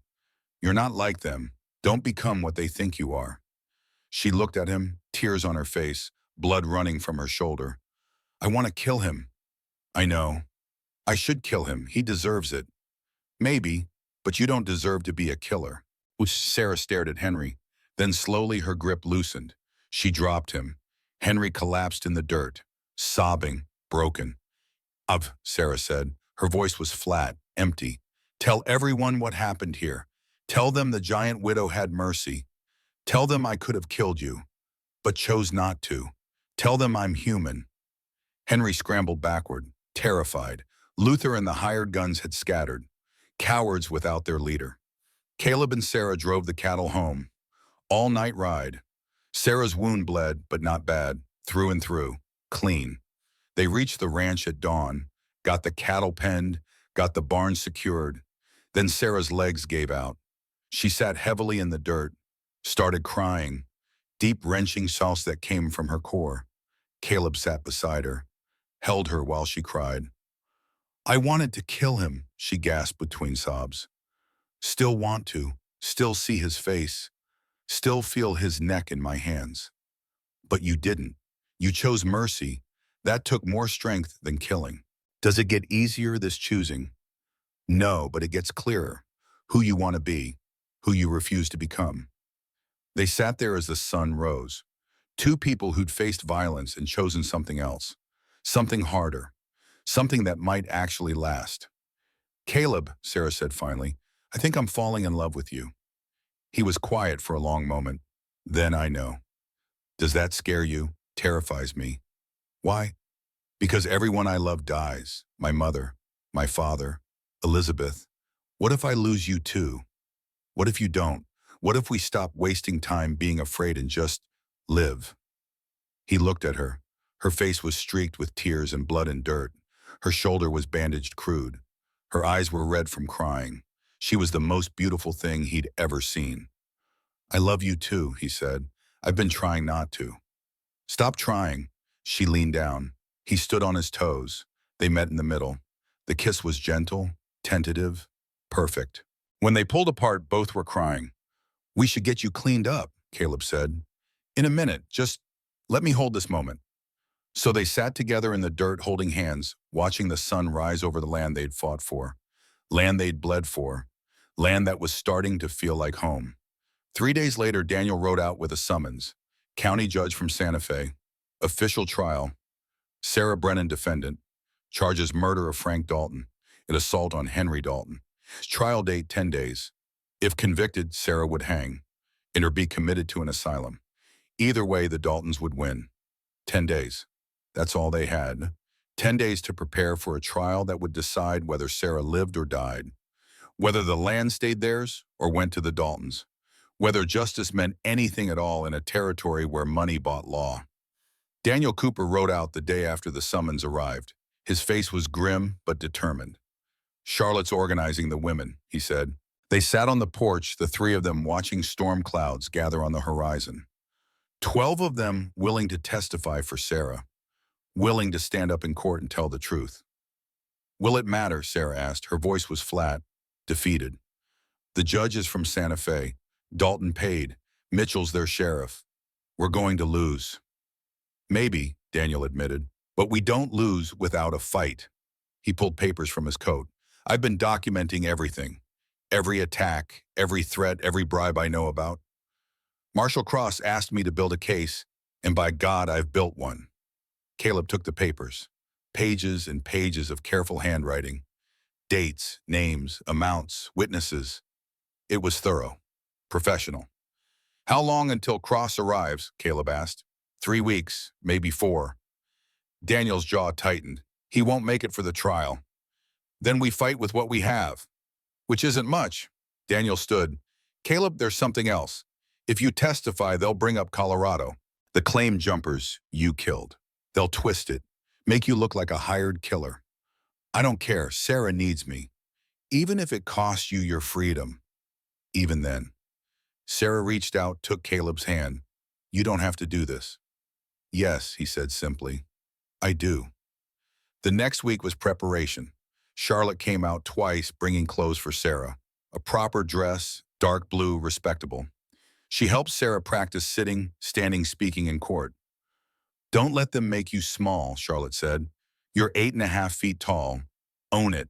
Show them strength isn't the same as violence." Sarah tried on the dress. It fit perfectly. Charlotte had sewn it herself, working late nights by lamplight. "Why are you doing this?" Sarah asked. "You barely know me." "Because 3 years ago, my husband beat me unconscious. I woke up in a doctor's office. The doctor asked what happened. I lied, said I fell, protected the man who hurt me because I was afraid of what would happen if I didn't.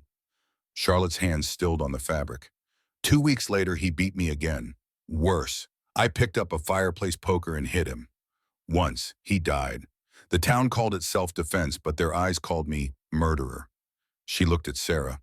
You killed a man who tortured you, who chained you while his brothers murdered your husband. And you're the one on trial. That's not justice. That's cruelty. So yes, I barely know you, but I know injustice when I see it. The night before the trial, Sarah and Caleb sat by the fire in the cottonwood grove. Neither spoke for a long time. Just sat close, hands joined, watching flames dance. What if they hang me, Sarah said finally. Then I break you out. You'd be a fugitive. Better a live fugitive with you than a free man without you. Sarah turned to him. Promise me something. Anything. If they take me, if I hang, don't let them have this land. Don't let the Daltons win. Keep it. Work it. Build the life we talked about. Sarah, we're not giving up. Promise me anyway. He looked into her eyes, saw the fear there, the resignation, the woman who'd survived 2 years alone and didn't quite believe she deserved to survive anymore. I promise, he said, but you're going to be here to see it yourself. She leaned her head on his shoulder.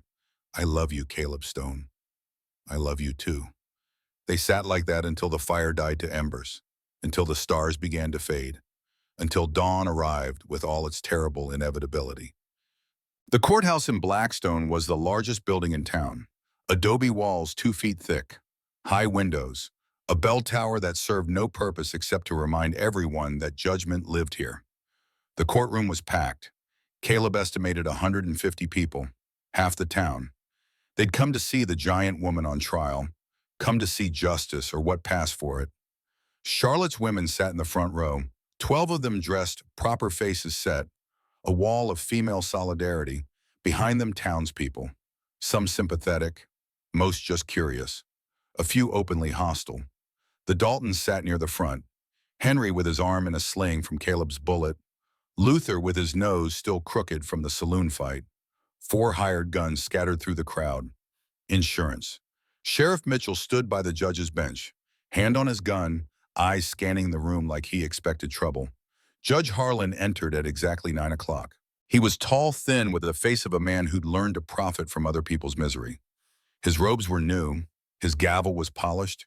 He looked like justice, but Caleb had lived long enough to know that looking like something and being something were different things. All rise, Mitchell called. Everyone stood. Sarah towered above them all, 8.5 feet of woman in a dark blue dress standing straight, refusing to shrink. This court is now in session, Harlan said. His voice was cold. Already decided. The territory of New Mexico versus Sarah Brennan. Charges murder in the first degree. Aggravated assault. How does the defendant plead?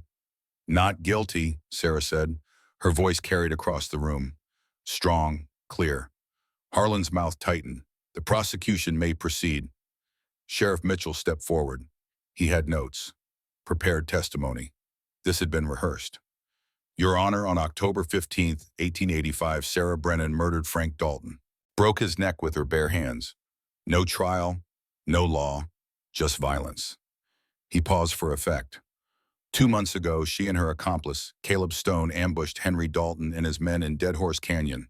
Attempted murder, theft, assault. The defendant claims self-defense, but the evidence shows a pattern of violence. A woman too dangerous to be free, too unstable to be trusted. Mitchell gestured to Sarah. Look at her, 8 feet tall, superhuman strength. She can kill a man as easy as breathing. The question isn't whether she's guilty. The question is whether we wait for her to kill again. The room murmured, fear rippling through the crowd. Harlan banged his gavel. Order. Mr. Mitchell, call your first witness. Henry Dalton took the stand. His face was pale. His arm was bandaged. He looked like a victim. Mr. Dalton, Mitchell said, tell the court what happened 2 months ago. We were guarding cattle, Henry said. His voice was steady, practiced, protecting them from rustlers. Mrs. Brennan and Mr. Stone attacked us, unprovoked. Stone shot me. Mrs. Brennan tried to kill me, nearly crushed my throat. And 2 years ago, your brother Frank went to check on Mrs. Brennan after her husband died. Christian charity. She killed him, snapped his neck like kindling. We found him dead. Never got justice. Until now. It was lies. All lies, but it sounded true. Mitchell called 3 more witnesses, hired guns who swore they'd seen Sarah attack unprovoked, who said she was dangerous, unstable, a threat. Then it was Caleb's turn to testify. He walked to the stand, felt every eye on him. Half-breed, outsider, killer. The prosecutor stood, a man Caleb hadn't seen before, brought in from Santa Fe. Dalton money at work. Mr. Stone, the prosecutor said, you're a half-breed, correct. My mother was Shoshone. My father was white. You killed 3 men in Colorado in 1883. Self-defense. They tried to rob me. Court agreed. But you are a killer. I'm a survivor. And you're involved with the defendant, romantically involved. The room gasped. Whispers spread like fire. I love her, Caleb said. He didn't flinch, didn't apologize. That doesn't make me a liar. It makes you biased. It makes me someone who sees her, really sees her. Not a giant, not a freak, a human being. The prosecutor smiled, predatory. Tell us what happened in Dead Horse Canyon. Caleb told the truth, all of it. How the Daltons stole their cattle, how they tracked them, how they took back what was theirs, how Henry aimed a rifle at Sarah and Caleb shot him. I'm a mountain man, Caleb said. I don't miss. If I'd wanted Henry dead, he'd be dead. I shot his shoulder, left arm, non-fatal. That's mercy, not murder. Or poor aim. At 200 yards with a Hawken rifle, no such thing as poor aim. The prosecutor tried to shake him, tried to make him angry. But Caleb had spent 15 years in the mountains where anger got you killed. He stayed calm, steady, told the truth. When he was done, Charlotte took the stand. She presented her evidence. 15 written testimonies from townspeople, financial records showing bribes, timelines showing the Daltons' pattern of violence. Thomas Brennan was a good man, Charlotte said. Everyone knew it. The Daltons wanted his land. When he wouldn't sell, they murdered him.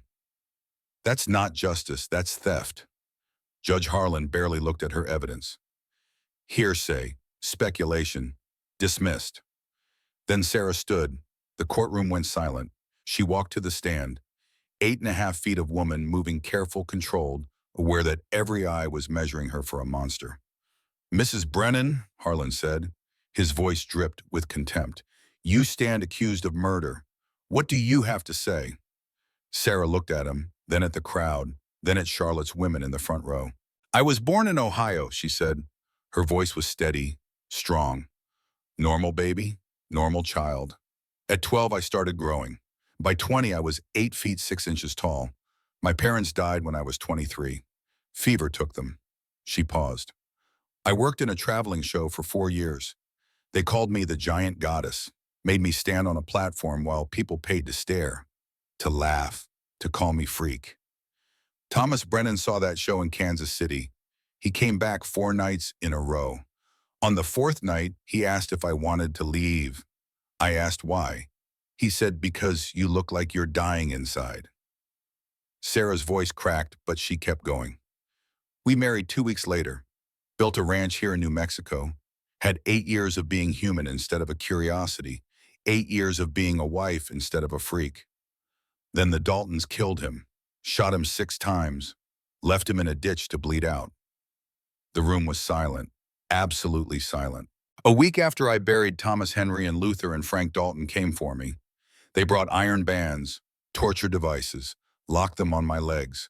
40 pounds of iron. I couldn't walk, couldn't run. They wanted me to starve to death on my husband's grave. She looked directly at Henry. He couldn't meet her eyes. Frank came every day, brought food but not to feed me, to taunt me, to tell me how Thomas had begged before they killed him, how he cried, how he called my name. Sarah's hands clenched into fists. On the 5th day, Frank unlocked one band, said I was too weak to matter. He was wrong. I broke his neck, and for 2 seconds I was glad. Then I was horrified. Then I buried him and warned Henry and Luther to leave me alone. She turned to the crowd. You want to hang me for defending myself, fine. But know this. Every woman in this room has been afraid of a man. Afraid of being hurt. Afraid of being helpless. I chose not to be helpless. That's not murder. That's survival. Charlotte stood, then the 11 other women, then more women from the crowd, 30 women standing in silent solidarity. Judge Harlan banged his gavel. Sit down, all of you. They didn't sit. Mrs. Brennan, Harlan, said, his face red with anger. I've heard enough. You are a danger to yourself and others. This court finds you guilty and remands you to custody pending transfer to the territorial asylum in Santa Fe, where you will... The door burst open. A man stood in the doorway, tall, weathered, wearing a badge that caught the morning light. Federal Marshal William Cross, the man said. His voice was thunder. This proceeding is terminated. The courtroom exploded into chaos. Marshal Cross walked down the aisle flanked by 2 deputies. He carried papers, official papers, warrants. Judge Harlan, Cross said, I have a warrant for your arrest. Charges include bribery, corruption of justice, and conspiracy to commit fraud. Harlan went white. You can't. I can. And I am. Cross turned to the Daltons. Henry Dalton, Luther Dalton, you're under arrest for the murder of Thomas Brennan, attempted murder of Sarah Brennan, theft of federal land, and conspiracy. Henry stood, tried to run. A deputy caught him, forced him to his knees. Luther went for his gun. Cross was faster, had his revolver aimed before Luther cleared leather. Don't, Cross said. Calm, cold. Luther froze. Sheriff Clayton Mitchell, Cross continued, you're under arrest for accepting bribes, obstruction of justice, and conspiracy. Mitchell's hand went to his gun, but Daniel Cooper was suddenly there, shotgun aimed at Mitchell's chest. Don't even think about it, Daniel said. The deputies moved through the crowd, arrested Henry Luther Mitchell, put them in chains. The hired guns scattered. Cowards without their money. Cross turned to Sarah. Mrs. Brennan, all charges against you are dismissed. On behalf of the territorial government, I apologize for what you've endured. Sarah just stared, unable to process what was happening. How she finally managed. Cross gestured to Daniel. Mr. Cooper here wrote to me 3 months ago, detailed everything. The murder, the corruption, the land fraud. I investigated, interviewed witnesses, built a case. He pulled out more papers. That underground spring on your property, it was surveyed last year as a federal protected water source. Homestead Act provisions. The Daltons chose trying to steal it through murder and legal manipulation. That's federal crime. Cross walked over to Caleb. Mr. Stone, your testimony about the cattle raid corroborated witness reports I'd gathered independently. Thank you. The courtroom was still in chaos. People shouting, some cheering, some angry. Henry Dalton in chains looked at Sarah. His face was broken, defeated, but also something else. Relief. I'm sorry, he said. His voice was barely a whisper. God help me, I'm sorry. Every night I dream about Thomas. Hear him begging. I couldn't stop Luther. I tried, but I couldn't, and He broke down sobbing. I'm glad you caught me. I can't live with it anymore. I can't. The deputies led him away. Sarah stood frozen. Caleb moved to her side, took her hand. It's over, he said. Is it? The legal part. The rest, that's up to us. The crowd began to disperse. Charlotte pushed through, wrapped Sarah in a hug. Or tried to. Sarah was too tall. Charlotte ended up hugging her waist. You're free, Charlotte said, tears streaming down her face. You're finally free. Outside, the autumn sun was warm. The sky was blue. The world looked the same, but everything had changed. Daniel approached. Sarah, Caleb, I'm sorry it took so long. You saved us, Sarah said. You and Marshall Cross. How can we ever? By living, by building something good on that land, by showing everyone that justice matters. Daniel smiled. That's payment enough. They rode home together. Caleb and Sarah. Not saying much, just being. The relief was too big for words. When they reached the ranch, Sarah dismounted, walked to the cottonwood grove, knelt by Thomas's grave. Caleb followed, gave her space but stayed close. Thomas, Sarah said to the wooden cross, I wanted to tell you something. The men who killed you, they're going to pay. Marshall Cross arrested them. They're going to trial, real trial, federal trial. She paused. And I met someone. His name is Caleb Stone. He's different from you. Quieter, more wounded, but good. He stood with me when everyone else ran, saw me when I was invisible. The wind rustled through the cottonwoods, like an answer, like permission. I think you'd like him, Sarah said. I think you'd understand. She stood, turned to Caleb. I want to do something, something I should have done 2 years ago. What's that? Let go. She reached up, removed the black mourning ribbon she still wore sometimes, laid it gently on Thomas's grave. Not stop loving you, just stop living in the past. She took a deep breath, looked at Caleb. I'm ready now, ready to live again. 3 months passed. Spring came to New Mexico territory like a promise kept. The land greened, the cattle fattened, the ranch thrived. But something else was growing too, something unexpected. People started arriving. First came the Lee family, Chinese immigrants fleeing California where the Exclusion Act had made life impossible. 4 people, parents and 2 children. They had heard about Stone's ranch, about the giant woman and the mountain man who didn't turn away outcasts. We can work, Mr. Lee said in careful English. We have skills, farming, building. We just need land. Caleb looked at Sarah. She nodded. 20 acres on the east pasture, Caleb said. Build what you need, work what you can. You are welcome here. The Lees wept, bowed, thanked them in English and Chinese. 2 weeks later, a black family arrived. The Washingtons, former slaves from Texas who tried to homestead only to be run off by men who didn't think black folks should own land. Heard you take in strays, Mr. Washington said. He was cautious, waiting for rejection. Not strays, Sarah said. Family, your family if you want to be. They wanted to be. Then came the Swensons, elderly white couple 70 and 68 run out of their last town for being too old, too slow, taking up space. Then came Mary, 18 years old, pregnant, unwed, family disowned her. Then came One-Eyed Jack, Caleb's old friend from the mountains, half Lakota, half French, all ornery. Rode in one day with a pack mule and a grin. Heard you got something going here, Stone. Room for one more. Always room for you, Jack. By June, 15 families, 60 people. They built cabins, worked the land, shared meals, helped each other. Charlotte moved her dress shop to the ranch in July, married Daniel Cooper in August. They honeymooned for 3 days, then got back to work because work was never done. Sarah became an unofficial judge. People brought their disputes to her. Land boundaries, trading disagreements, family quarrels. She settled them with fairness and common sense. Why do they trust you? Caleb asked one evening. Because I listen, because I've been hurt, because I know what it's like to be judged unfairly. She smiled. And maybe because I'm too big to argue with. Caleb laughed, first real laugh he'd had in years. The community needed a name. They talked about it for weeks, finally settled on Stone's Sanctuary. After Caleb, but really after what they'd all built together. It's not just your sanctuary, Sarah said. Then it's ours. They established rules, simple ones. Work the land, respect each other, defend each other.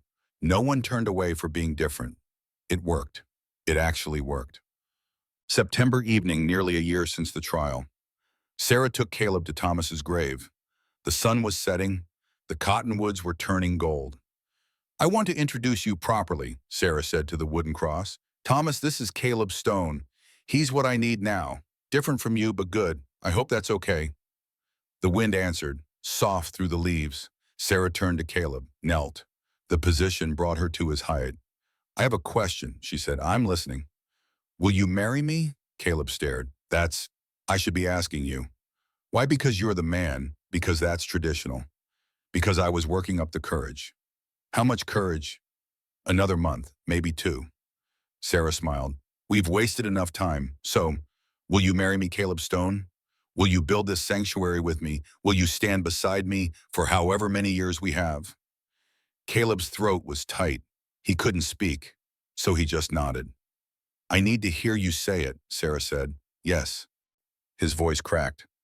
Yes to all of it. She pulled him close, kissed him. When they broke apart, both were crying. I never thought I'd be happy again, Sarah said. Neither did I. They were married in October under the cottonwood trees.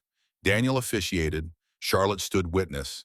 The entire community attended, 60 people plus 40 townspeople who'd made the ride out. Sarah wore white, a dress Charlotte had sewn using 15 yards of silk. She looked radiant. Caleb wore his best clothes, felt small beside her, didn't care. Daniel asked for vows. Caleb spoke first. I promise to see you, not the stories, not the fear, just you. I promise to stand with you in a joy and sorrow. I promise to build instead of running. And I promise to love you until my last breath. Sarah's turn. I promise to stay, not hide, not run. I promise to be strong when you need me, strong and vulnerable when you need me human. I promise to share this life we're building. And I promise to love you in all the ways love can be shown.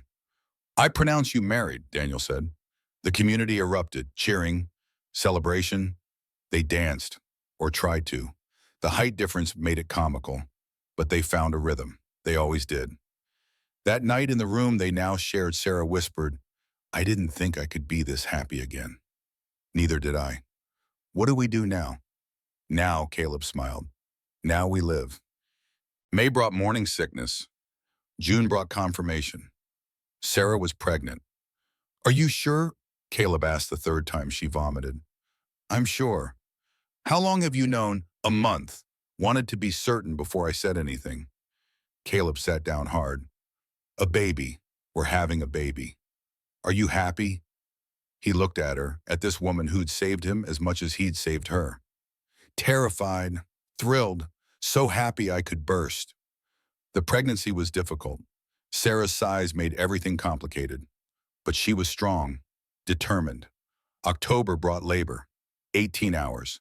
Charlotte attended along with 2 women who'd birthed their own children. Caleb was there too, holding Sarah's hand, trying not to faint. When the baby finally came, when that first cry split the air, Caleb wept. A son, small by Sarah's standards, normal size by his.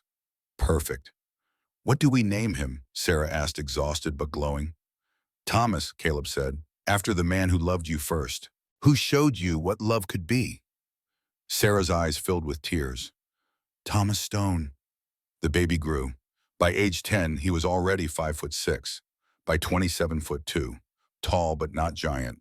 More children came. Jacob in 1891, 6'8" by adulthood. Samuel in 1893, 6'1". Hannah in 1895. Normal height at 5'7". The year blurred together. Good years. Hard work but good. The sanctuary grew. 100 people by 1900. Charlotte opened a school. 20 children by the second year. 40 by the fifth. Sarah wrote a memoir in 1905, called it Seen, about her life, her struggles, her triumph. It sold modestly, but the people who read it, it changed them. Caleb taught wilderness survival. Young men came from towns 50 miles away to learn tracking, hunting, living off the land. By 1910, 7 grandchildren. By 1915, the sanctuary was famous. Articles in newspapers. The Giants' Refuge, they called it. Place where outcasts became family. Then came 1917 and the war. Young men started arriving, scared, running from the draft, conscientious objectors who couldn't kill. Who wouldn't kill? We can't turn them away, Sarah said. Federal crime to harbor them, Caleb replied. This is a sanctuary. That means everyone. They voted as a community, everyone. The vote was unanimous. Protect the boys. 12 young men stayed at the sanctuary, worked the land, waited out the war. In 1918, federal agents arrived, investigated, found the boys, threatened arrest. Marshall Cross came out of retirement, testified on their behalf. Stone's sanctuary has housed outcasts for 30 years, never caused trouble. These boys are conscientious objectors. That's legal under selective service provisions. The government dropped the charges. The sanctuary was protected. The war ended. The boys went home. Some stayed, built lives, married, had children. And through it all, Caleb and Sarah grew old together. Gray hair, aching joints, but together. No. November 1920. Caleb finished his story. The fire had burned down to embers. Benjamin sat across from him, eyes wide, processing everything he'd heard. "That's beautiful, Grandpa," Benjamin said. "But why tell me now?" "Because you asked about the land, about selling, about whether you're strong enough to keep it. I'm not, though. I'm not like you. Not like Grandma. I'm just a man who has to choose. Same as I did. Same as your grandmother did. Same as everyone who's ever done anything worth doing." The door opened. Sarah entered, 70 years old now, gray-haired, still 8.5 feet tall, still strong, still beautiful. 7 grandchildren followed her, ages 3 to 18, laughing, alive. Caleb watched her walk across the room. 33 years together. Still took his breath away. "You telling stories again?" Sarah asked. "The important one." She settled into her chair. The one he'd built 43 years ago, still solid, still holding her. "Did you tell him the part where I proposed?" she asked. "I did." "Good. Don't want him thinking men always have to do the asking." Benjamin smiled. "Grandma, Mr. Dalton's son. He came again today. Offered 12,000 now." Sarah looked at him. "What did you say?" "I said no. I said this land isn't for sale. Not to them, not to anyone." "Why?" "Because Grandpa told me something. He said strength isn't size or muscles or even courage. Strength is choosing. Every day, choosing your values over your fears." Caleb felt his chest tighten with pride. "I choose to keep it," Benjamin continued.